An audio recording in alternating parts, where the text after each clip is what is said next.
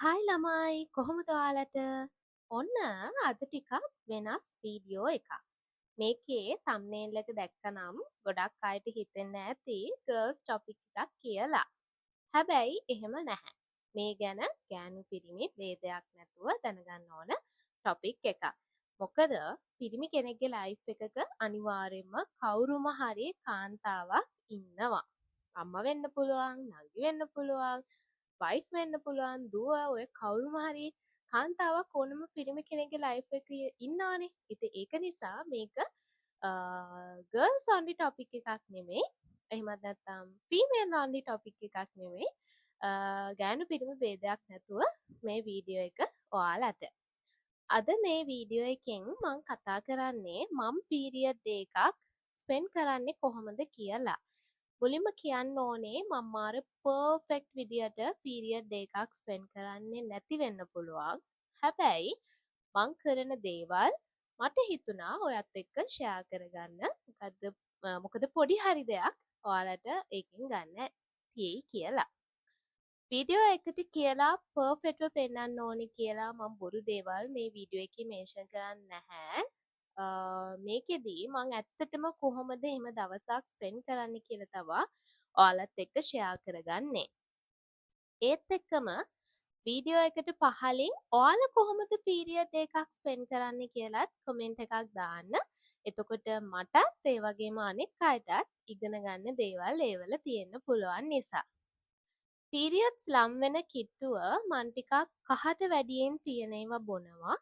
රණවරා, බෙලිමල් වගේ ඒවා ගොඩාක් නෙමෙයි සාමාන්‍ය විදියට. මොකද මං අහලා තියෙනවා පීරියඩ් ක්‍රෑම්ස් එහෙම ඒවට අඩු වෙනවා කියලා. ඒකට හේතුව තමා මං පීරියඩ්ස් වල ෆස්ට් ඩේ එකේදී මට ඇත්තටම ක්‍රෑම්ස් එනවා. මං ගොඩක් සෆර් කරනවා ෆස්ට් ඩේ එකේදී.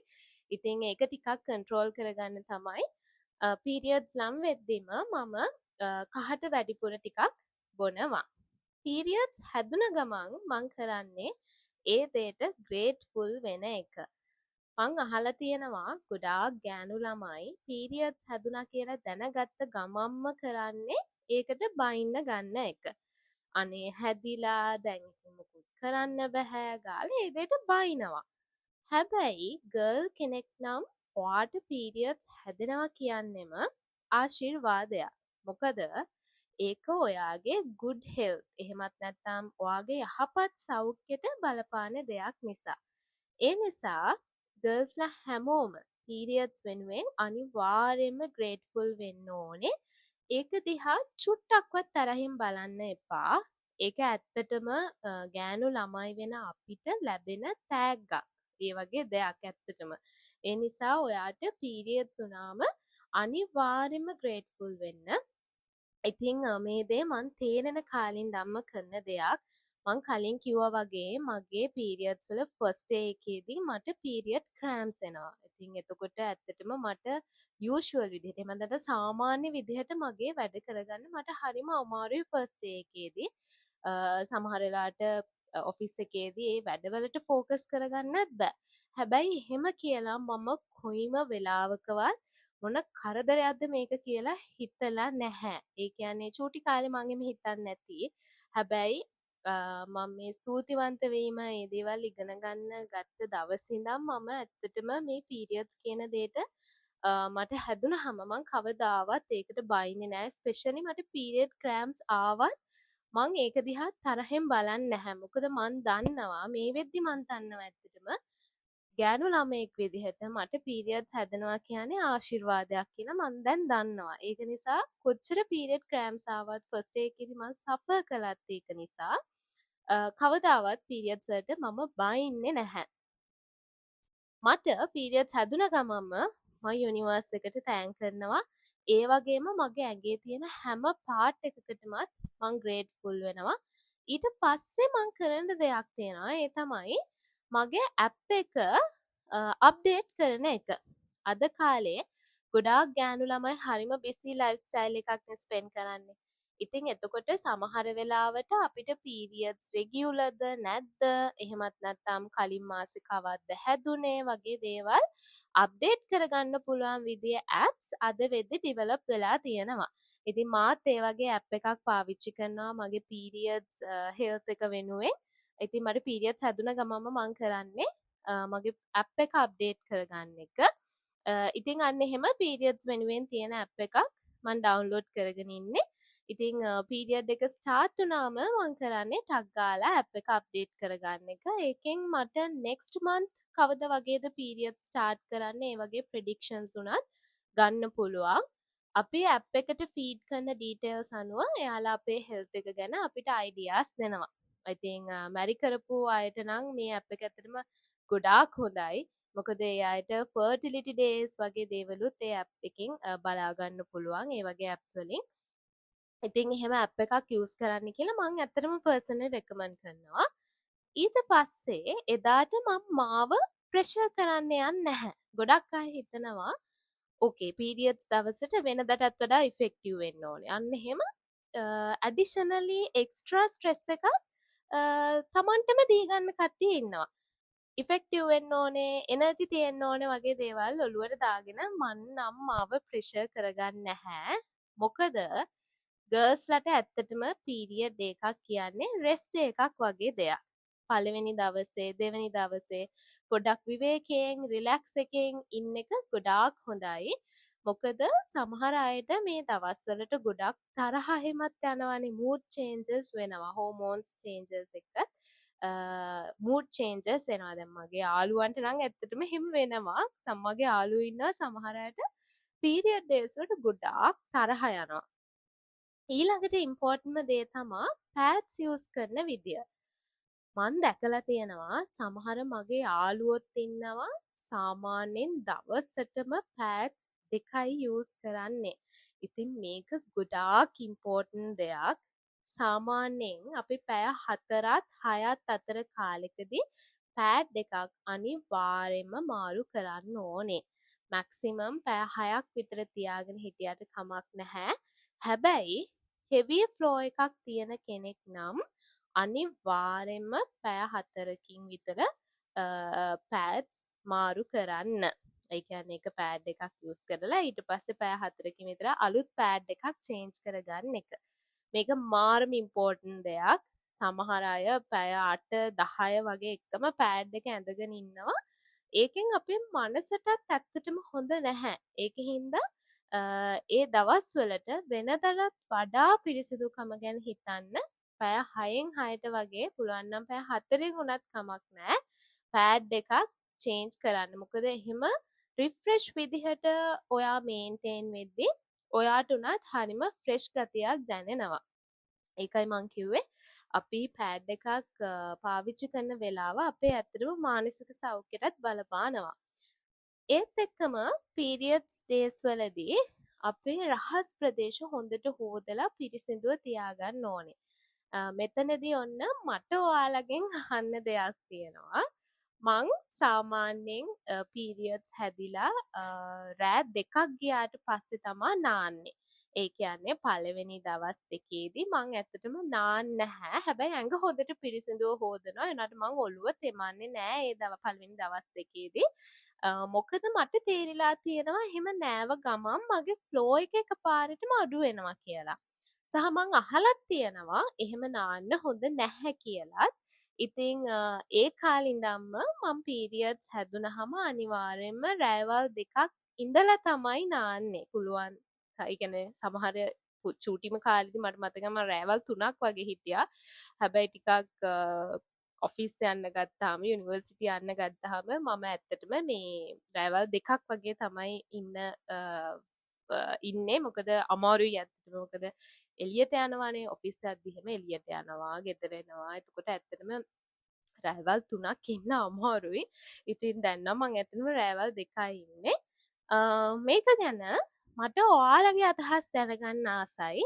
ඒ කියන්නේ ඔයාලා කොහොමද? ඔයාලා මේ විදිහටම මම වගේ පළවෙනි දවස්වල නාන්නේ නැතුව ඉන්නවද? එහෙමත් නැත්නම් පීරියඩ්ස් හැදුන ගමම ඕගොල්ලෝ නානවද? කොහොමද ඔයාලගේ ඒ මතේ මොකක්ද කියලා මට දැනගන්න ආසයි. අනිවාර්යෙන්ම කමෙන්ට් එකක් දාන්න. මොකද මං හිතනවා මේක ගොඩාක් ගර්ල්ස්ලා තියෙන ප්‍රශ්නයක්. මොකද සම්බන් අහලා තිනවා සමහර වීඩියෝස් වල කියනවා ඒක ප්‍රශ්නයක් නෑ පළවෙනි දවසේ ඉඳන්ම නාන්න. හැබැයි සමහර වීඩියෝස් වල කියනවා ඒක හොඳ නැහැ. අනිවාර්යයෙන්ම රෑවල් 3ක් ඉඳලා නාන්න. ඒ වගේ මම වීඩියෝස් දැකලා තියෙනවා. ඉතින් කොහොම වුණත් මං නම් ඇත්තටම පළවෙනි දවස් දෙකේ නාන්නේ නැහැ. ඒකට හේතුව කවුරුත් කියන හින්දාම නෙමෙයි. මට තේරිලා තියෙනවා පළවෙනි දවස් දෙකේදී ඒ ඇතුළත මන් නෑවොත් මගේ අනිවාර්යෙන්ම ෆ්ලෝ එක අඩු වෙනවා කියලා මට තේරිලා තියෙන හින්දා තමයි මම පළවෙනි දවස් දෙකේ නාන්නේ නැතුව ඊට පස්සේ තමයි මම ඔළුව වොෂ් කරන්නේ. හැබැයි ඇඟ හොඳට පිරිසිදුව හොදනවා. මං කලින් කිව්වා වගේ මං ඇත්තටම වෙනදටත් වඩා පිරිසිදුකම ගැන මේ දවස්වල ඒ කියන්නේ පීරියඩ් ඩේස් වලදී මං හිතනවා. මේ දවස්වලදී ඒ කියන්නේ පීරියඩ් ඩේස් වලදී මට කන්න ආස මොනවා හරි තියෙනවා නම් මං අනිවාර්යයෙන්ම කනවා. මං කලින් කිව්වා වගේ මම මාව ස්ට්‍රෙස් කරගන්න හදන්නේ නැහැ මේ දවස්වලට. ආස මොනවා හරි තිබ්බොත් කනවා. සැහැල්ලුවෙන් ඉන්න තමා try කරන්නේ. මොකද මං කලින් කිව්වා වගේ පීරියඩ් ඩේස් කියන්නේ ගර්ල්ස්ලාට චුට්ටක් අපහසු දවස්. ඉතින් ඒක නිසා ඒ කියන්නේ අපහසු කියන්නේ මෙන්ටලි ෆිසිකලි අපහසු දවස් නේ දෙවිදිහටම ඒක නිසා මං ඇත්තටම පුළුවන් තරම් මාව ස්ට්‍රෙස් වෙන්න දෙන්නේ නැතුව සැහැල්ලුවෙන් තියාගන්න තමයි මේ දවස්වලට බලන්නේ. හැබැයි මෙහෙමයි දැන් මං කන්න ආස දේවල් කන්න කිව්වට ගොඩාක් ජංක් ෆුඩ්ස් කන්න හදන්න එපා. හැබැයි ඉතින් ආස මොනවා හරි තියනවා නම් එකක් දෙකක් කෑවට ප්‍රශ්නයක් නැහැ. නැත්තම් පවුනේ අපි නේද? ඒත් එක්කම තමා ඔයාලට පුළුවන් නම් ඔයාලගේ ජර්නල් එකේ ඔයාගේ පීරියඩ්ස් වෙනුවෙන් ග්‍රැටිටියුඩ් නෝට් එකක් එදාට ලියන්න. ඒක ලියද්දිත් ඔයාට ඇත්තටම ඔයාගේ හෙල්ත් එක ගැන ඔයාට පීරියඩ්ස් හැදෙන එක ගැන ඔයාට ආදරයක් සතුටක් දැනේ. ඔන්න කෙනෙක් ඉන්නවා නම් පීරියඩ්ස් හැදුනහම ඒකට හැම වෙලෙම බයින, ඒක ගැන තරහ හිතන, කොච්චර කන්ට්‍රෝල් කරගන්න හැදුවත් බැහැ, හොදක් හිතෙන්නේ නැතිව හැම වෙලාවෙම ඒක ගැන තරහම හිතන ගර්ල් කෙනෙක් ඉන්නවා නම් මේක බලන මම ඔයාට රෙකමන්ඩ් කරනවා ඔයාගේ ග්‍රැටිටියුඩ් ජර්නල් එකේ අනිවාර්යයෙන්ම මේ වෙනුවෙන් ග්‍රැටිටියුඩ් නෝට් එකක් ලියන්න. මොකද ඔයාටම තේරෙයි ඔයාගේ ග්‍රැටිටියුඩ් ජර්නල් එකේ ඔයාගේ පීරියඩ්ස් වෙනුවෙන් ග්‍රැටිටියුඩ් නෝට් එකක් ලියන්න ගත්තම ඔයාට පුදුම විදිහට ඒක ගැන ආදරයක් සහ ඔයාගේ සෞඛ්‍ය ගැන ඔයාට ආදරයක් දැනේ. ස්පෙෂලි ඔයාට එදාට ක්‍රෑම්ස් එහෙම හැදෙද්දී මේක මම පර්සනලි කරන දෙයක්. මං බඩ අත ගාලා හරි ආදරෙන් කතා කරලා ඉල්ලනවා ඒ වේදනාව මට අඩු කරලා දෙන්න කියලා. මට සනීපදායක තත්ත්වයක් ගෙනත් දෙන්න වගේ හරීම ආදරෙන් කරුණාවෙන් මං එයත් එක්ක ඇත්තටම කතා කරනවා. මගේ පීරියඩ් හෙල්ත් එකත් එක්ක මේක සමහර වෙලාවට කෙනෙක්ට හිතන්න පුළුවන් මොන පිස්සුවක්ද කියලා. හැබැයි නැහැ. ඇත්තටම මේ දේවල් වලින් මට නම් රිසල්ට් එකක් තියෙනවා. මම දන්නේ මම ඒව විශ්වාස කරන හින්දාද කියලා. කොහොමත් එදාට ඔයා වෙනදටත් වඩා ඔයාට ආදරය කරන්න කාරුණික වෙන්න. ඒත් එක්කම මං කලින් කිව්වා වගේ පිරිසිදුකම ගැන ඔයා අනිවාර්යෙන්ම එදාට හොඳට හිතන්න ඕනේ. ඔයාගේ අන්ඩර්වෙයාර්ස්, පැන්ටීස් වගේම ඔයා එදාට අඳින අනෙක් ඇඳුනොත් පුළුවන් නම් බෙඩ් ෂීට්ස් වගේ දේවලුත් හොඳට හොදලා පිරිසිදුවට තියාගන්න. මේ දවස්වල පිරිසිදුකම ගැන මං කලින් කිව්වා වගේ ඔයා වෙනදටත් වඩා හොඳට හිතන්න ඕනේ අනිවාර්යෙන්ම. මං තව දෙයක් මේ දවස්වල කරනවා තව පොඩි මට ඒක අමතක වෙනවා කියන්න. ඒ තමා මං අයන් ටැබ්ලට් එකක් මේ දවස්වලට ගන්නවා. හැබැයි මෙහෙමයි මං අයන් බොනවා කියලා එහෙම හැමෝටම මේක රෙකමන්ඩ් කරන්නේ නැහැ.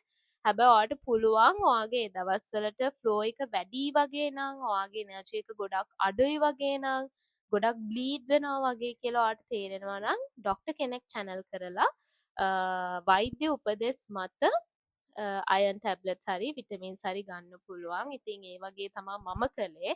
මොකද මට තේරිලා තිබ්බා මගේ ඒ දවස්වලට එනර්ජි එක අඩුයි සහ සමහර වෙලාවට මගේ බ්ලීඩ් වෙන ෆ්ලෝ එක වැඩි.